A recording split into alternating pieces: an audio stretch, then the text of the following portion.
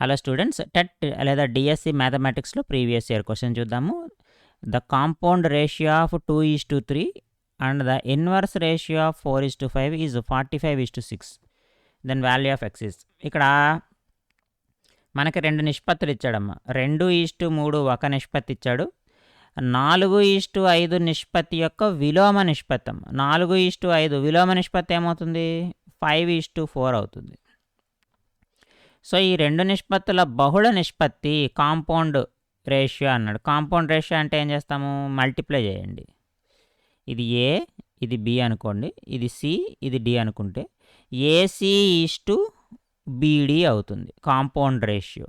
Compound ratio ఎంత అవుతుంది? AC:BD. AC అంటే 2 5 10, 3 4 12, 10:12 అంటే 5:6 అవుతుంది. This 5:6 is equal to 45:x అమ్మ. 45:x.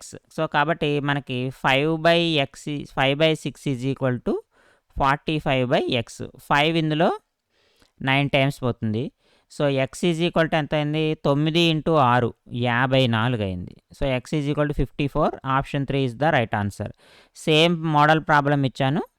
కాంపౌండ్ ఇంట్రెస్ట్ రేషియో 3:4, 6:5 ఉంటే 54:x ఇస్తే సో ఎక్స్ విలువ ఎంతో ఫైండ్ అవుట్ చేసి మీ ఆన్సర్ కామెంట్ బాక్స్లో పోస్ట్ చేయండి.